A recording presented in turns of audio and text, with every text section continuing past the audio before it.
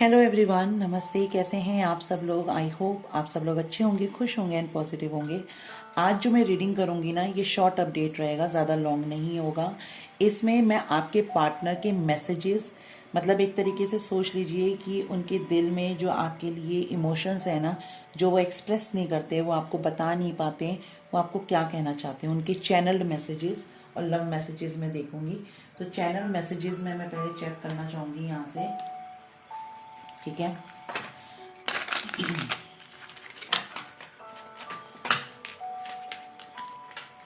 अगर reading energies match करती है तो प्लीज़ लाइक, कमेंट और शेयर ज़रूर करिएगा और मेरे अकाउंट को सब्सक्राइब भी कर दीजिएगा, ठीक है।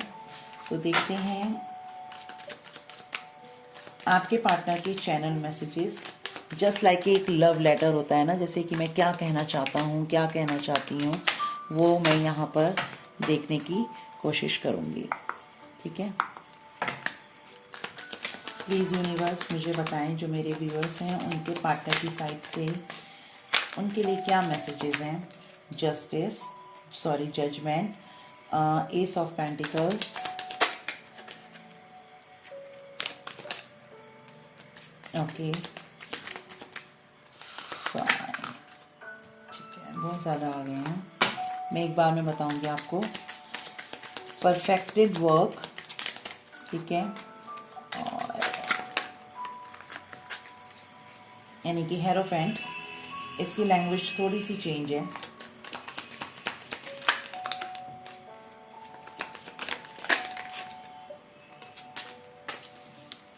ठीक है।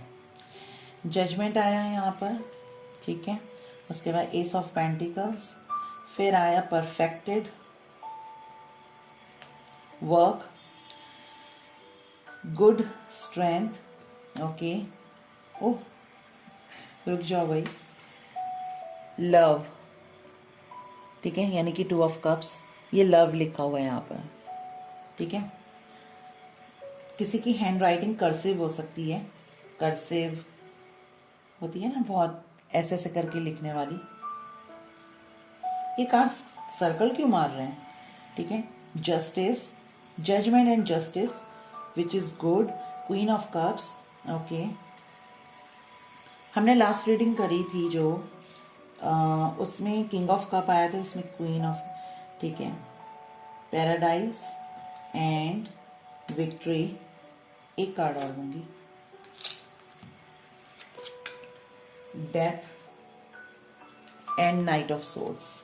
आपके पार्टनर आपसे क्या कहना चाहते हैं? आपके पार्टनर ये बोलना चाह रहे हैं कि मैं किसी ना किसी तरीके का कर्मा फेस कर रहा हूँ अपनी ज़िंदगी में, जो बहुत बुरा है। एक बेचैनी है मेरे अंदर बहुत बुरी तरीके की, जिसको मैं सॉल्व नहीं कर पा रहा हूँ, जिसको मैं समझ नहीं पा रहा हूँ कि ये बेचैनी किस तरीके की है। और कहीं ना कहीं ये भी जानते हैं कि ये भी बोलना चाहते हैं एक तरीके से कि जो मैंने तुम्हारे साथ किया है ना, वो अगर मैं कभी अकेले बैठकर सोचने की कोशिश करता हूँ ना, तो वो मुझे हिला देती है एक तरीके से। मेरी रूह कांप जाती है कि मैं इतना बुरा कर कैसे सकता हूँ, क्योंकि मेरे को ऐसे संस्कार नहीं दिए गए कि मैं किसी को हर्ट करूँ। मैंने जाने अनजाने में जो भी तुम्हारे साथ किया, मैं उसकी माफ़ी मांगना चाहता हूँ। मैंने जो भी कुछ किया, शायद मैं उस वक्त अपने सेंस में नहीं था, या फिर मेरे ऊपर फैमिली का प्रेशर था, जिस वजह से मैंने तुम्हें छोड़ दिया या तुमसे वास्ता ख़त्म कर दिया। मैं अपनी खुद की ज़िंदगी में बहुत ज़्यादा परेशान हूँ। मैं अपनी खुद की ज़िंदगी में इस हद तक परेशान हूँ जिसको मैं तुम्हें बता भी नहीं सकता। मैं बताना बहुत कुछ चाहता हूँ, मगर मैं बताऊंगा नहीं। इसलिए नहीं बताऊंगा क्योंकि शायद तुम उस बात को सुनोगी नहीं या फिर समझोगी नहीं, या तुम ये कह दोगे कि तुम झूठ बोल रहे हो, जैसे कि हर बार बोलते आए हो। मैंने तुम्हारी जिंदगी में आना जाना रखा। मैं तुम्हारी जिंदगी में जब चाहे आ जाता था, जब चाहे चला जाता था। ये बात जब मैं आज सोचता हूँ तो मुझे ऐसा फील होता है कि मैंने तुम्हें किस चीज़ का एहसास दिलाया, कि तुम क्या एक यूज़ करने वाली चीज़ हो। मुझे आज अगर मैं इस बात को सोचता हूँ तो मुझे इस चीज़ का दुख होता है कि क्या मैंने तुम्हें यूज़ किया, क्या मैं इस हद तक का गिर चुका था कि मैंने किसी के इमोशंस को यूज करा, किसी के इमोशंस के साथ खिलवाड़ करा? आज मुझे इस चीज का बहुत बुरा पछतावा है कि मैंने तुम्हारे इमोशंस के साथ खेला। मैं आज तुम्हारी जिंदगी में नहीं हूं, इस चीज का मुझे दुख है, या तुम मेरी जिंदगी में नहीं हो, इस चीज का भी मुझे दुख है। हम साथ नहीं हैं, इस चीज का भी मुझे दुख है। मगर कहीं ना कहीं मुझे सबसे ज्यादा दुख इस चीज का है कि मैंने किसी के इमोशंस, किसी की भावनाओं के साथ एक खेल खेला, इतना गंदा खेल खेला कि वो इंसान खुद अपनी जिंदगी के लिए रोता रहा कि या तो फिर मेरी जिंदगी छीन ली जाए या फिर मेरी जिंदगी को सुधार दिया जाए। जिसमें मुझे ये एहसास हुआ कि मैंने सामने वाले को, यानी कि आपको, इस हद तक तोड़ा कि आपने अपनी जिंदगी को खत्म करने की दुआएं मांगना शुरू कर दिया कि बस ऊपर वाले अब तुम मुझे अपने पास बुला ले कि अब मुझसे बर्दाश्त नहीं हो रहा। मैंने तुम्हें एक ऐसा दर्द दिया जो बर्दाश्त के लायक नहीं था। आज वो दर्द मैं महसूस कर पा रहा हूँ।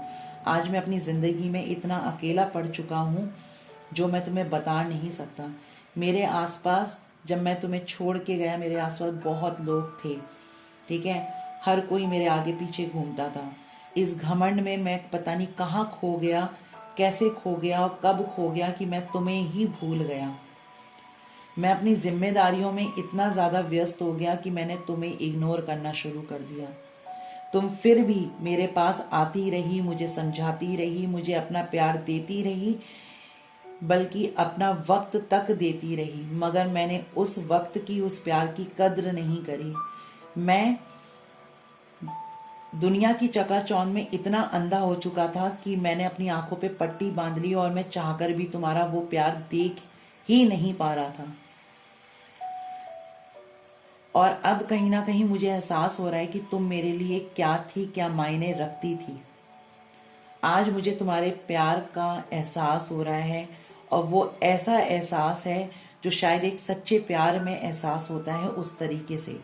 शायद वो मुझे कभी पहले नहीं एहसास हुआ, शायद मैंने तुमसे प्यार किया ही नहीं था, मैं सिर्फ तुम्हें यूज कर रहा था। मैं तुमसे माफी मांगना चाहता हूँ कि जो भी मैंने तुम्हारे साथ किया, मानता हूँ कि मैं माफी के लायक भी नहीं हूँ। मुझे कुछ ना कुछ भुगतना तय है और जो मैं भुगत रहा हूँ। शायद जो मैं आज अकेला पड़ चुका हूँ, यही मेरी डेस्टिनी में लिखा है, यही मेरा कर्म है, यही मेरा कर्मा है और यही मेरी सजा है। जब ऊपर वाले ने तुम्हें मुझे मेरी जिंदगी में भेजा, तब मैंने उसकी कद्र नहीं करी, उसकी इम्पोर्टेंस नहीं समझी, उसकी वैल्यू नहीं करी। आज जब तुम मुझसे दूर चली गई हो, तुम अपनी जिंदगी में आगे बढ़ गई हो, तब मैं तुम्हारे प्यार को समझ रहा हूँ। तो क्या तुम मेरी जिंदगी में वापस आओगी? मैं इस दो दुविधा में फंस चुका हूँ। आपको यकीन नहीं हो रहा, जो मैंने ये सारी चीजें बोली हैं ये चैनल्ड है, ठीक है। कार्ड्स इसमें कुछ रिलेट नहीं कर रहे हैं, मैं सिर्फ कार्ड्स की एनर्जीज ले रही हूँ, मैं सिर्फ उसे सक कर रही हूँ जो एनर्जीज हैं।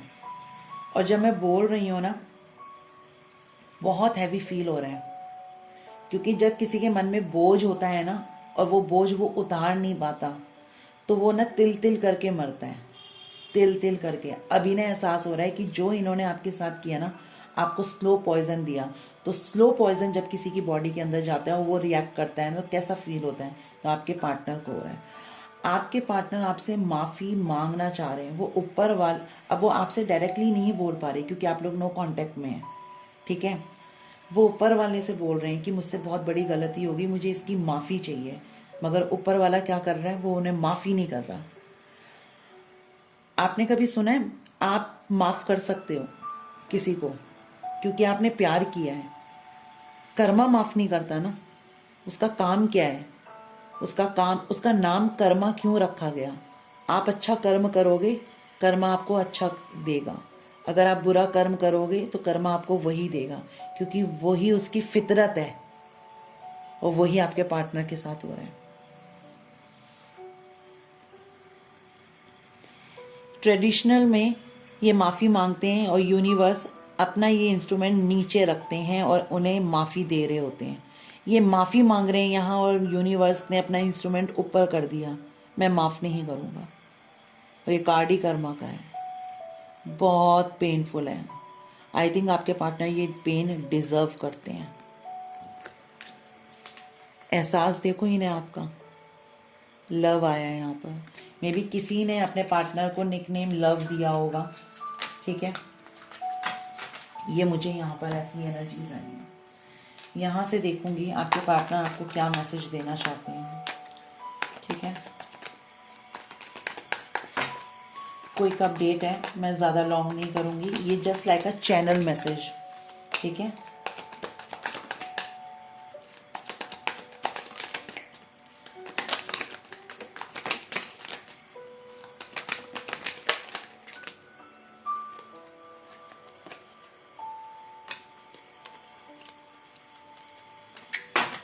ठीक है, यहाँ मैं बताती जाती हूँ। I made you believe just friends. मैं तुम्हें कैसे समझाऊं कि अब मेरे दिल में जो तुम्हारे लिए प्यार आ रहा है, क्या वो तुम समझ पाओगी अगर मैं वो प्यार दिखाता हूँ या जताता हूँ। I needed someone that time so I choose you. मैंने उस टाइम पे तुम्हें इग्नोर करा जब तुम्हें मेरी बहुत ज़्यादा ज़रूरत थी, यानी कि आपको बहुत ज़्यादा ज़रूरत थी। उस टाइम पे आपके पार्टनर ने आपको छोड़ दिया, आपको अकेला कर दिया, ठीक है। ये पछता रहे हैं बहुत बुरी तरीके से, ठीक है। नेक्स्ट है,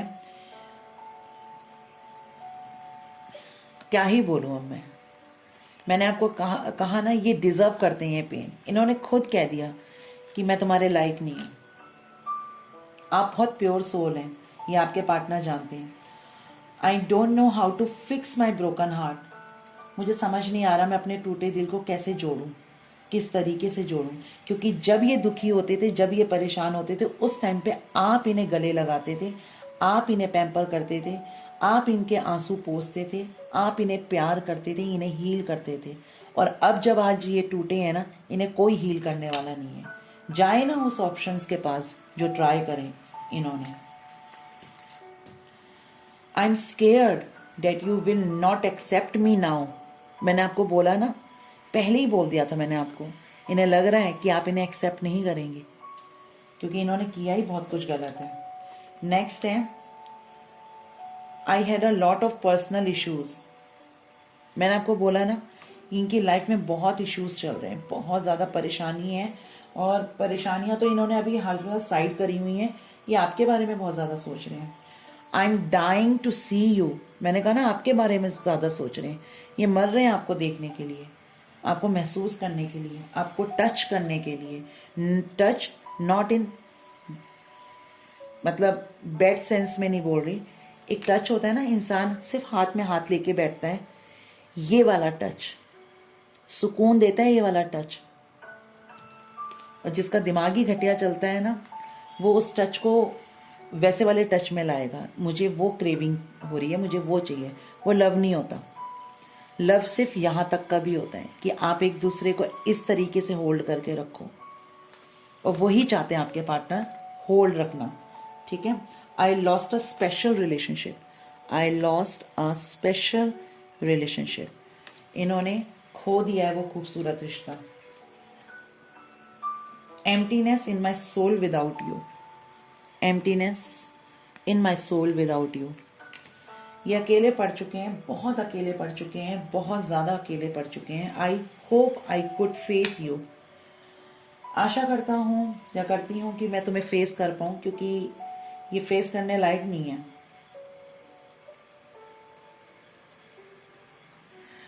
क्या सही है क्या गलत है मुझे नहीं पता, बस मुझे ये पता है कि तुम मेरी ज़िंदगी में वापस आ जाओ। पीछे देखो, सारे सूखे फ्लावर्स हैं, इनकी ज़िंदगी भी अब बेजान हो रही है। ये धीरे धीरे होगी, ये कर्मा, इसे कहते हैं कर्मा।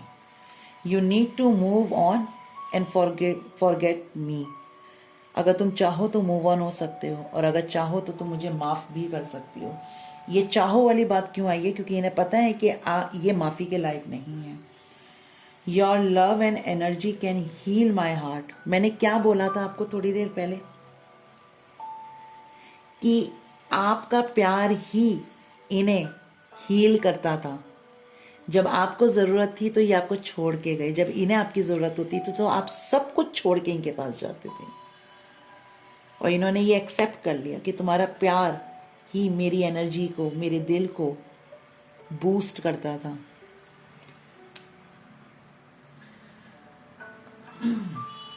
ठीक है, यहाँ पे यस नो मैं लूंगी। ठीक है, इनिशियल्स नहीं लूंगी क्योंकि ये एक चैनल मैसेज था। यस नो, कुछ भी आप क्वेश्चन करिए, चाहे जो मैंने आपको अभी रीडिंग जो चैनल मैसेज की थी उसके रिगार्डिंग कुछ, कि क्या उसको सच में ऐसा महसूस हो रहा है। ठीक है, जो मैंने यहाँ पर बोला, क्या ऐसा सच में उन्हें महसूस हो रहा है, यस और नो। मे बी आएगा तो वापस से करूँगी, पॉज कर लें। ठीक है, मैं यहाँ पर स्टार्ट कर रही हूँ, बता रही हूँ आपको कि क्या आया है यहाँ पर आंसर। ओके, तो मैं यहाँ पर कार्ड देखती हूँ, फिर बोल रही हूँ। अगर यहाँ पर मे बी का कार्ड आया ना तो मैं वो नहीं लूंगी, अगेन शफल करूंगी, सिर्फ यस और नो। ठीक है,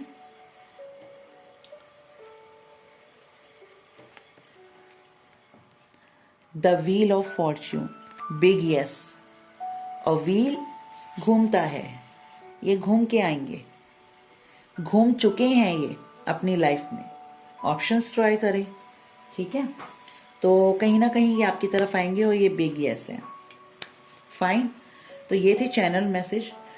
आपको अगर इस तरीके के चैनल मैसेज या कुछ इस तरीके से एक लव लेटर, उनका मैसेज, ठीक है, जो वो फील कर रहे हैं, जो उनकी एक्चुअल की एनर्जीज होती हैं, अगर आप वो चाहते हैं कि वो मैं आपको बताऊं जैसे मैंने अभी बताई, तो आप मुझे कमेंट्स में बता सकते हैं। तो मैं नेक्स्ट टाइम या कभी कभी इस तरीके की रीडिंग कर दिया करूँगी। ठीक है, तो चलिए, आप अपना ध्यान रखिए, खुश रहिए। और कोर्स के लिए जो मैंने आपको लास्ट रीडिंग में भी कहा था, अगेन बोल रही हूँ, अगर आप चाहते हैं तो आप अपनी सीट बुक करा सकते हैं। ये कोर्स मैं फर्स्ट टाइम लॉन्च कर रही हूँ, तो इसके चार्जेस ज़्यादा नहीं रखे हैं मैंने, क्योंकि जो ये जो कोर्स है ना, इसमें आप लोग क्या कर सकते हैं, टैरो समटाइम्स क्या होता है ना, हमारे इमोशंस पिक करता है, तो आप उस चीज़ को ले नहीं पाते हैं। जो न्यूमरोलॉजी होती है उसमें आप कैलकुलेशन से बहुत कुछ जान सकते हैं, अपने पार्टनर के बारे में, अपने बारे में, अपने अपकमिंग इवेंट या अपकमिंग टाइम में क्या होने वाला है उसको जान सकते हैं। ठीक है, आप अपने नोन्स, अपने रिलेटिव्स, उनकी रीडिंग कर सकते हो। आप इसे एज ए प्रोफेशन भी रख सकते हैं। ठीक है, और ग्राफोलॉजी क्या होती है, वो हैंड राइटिंग एनालाइज मतलब करना होता है उसको एक तरीके से, कि आप हैंड राइटिंग के थ्रू, सिग्नेचर्स के थ्रू कैसे किसी की लाइफ को सुधार सकते हो या फिर आप अपनी लाइफ को सुधार सकते हैं, वो ग्राफोलॉजी होती है। ठीक है, बाकी जो मैंने आपको सिर्फ एक सरसरी तौर पे बताया है इन दोनों के बारे में, जब आप कोर्स करेंगे तो आपको पूरा डेप्थ में कोर्स कराया जाएगा। और ये बेसिक कोर्स नहीं है, एडवांस है, क्योंकि मेरे जितने भी कोर्सेज होते हैं सारे एडवांस होते हैं, प्रोफेशनल होते हैं, अर्निंग कोर्स होते हैं। ये नहीं कि सिखाया बेसिक करा हो गया। एडवांस कोर्स ये नहीं कि मैं सीधा आपको एक लंबी जंप करा दूं, बेसिक, मिडल, एडवांस ऐसे होता है वो, इसलिए वो पूरा मिला के एक एडवांस कोर्स हो गया। ठीक है, ऐसे होता है। बेसिक सीख जाओगे, बेसिक सीखोगे, फिर उसके बाद आप मिडल और एडवांस सीखोगे ही नहीं, तो आप बेसिक का करोगे क्या।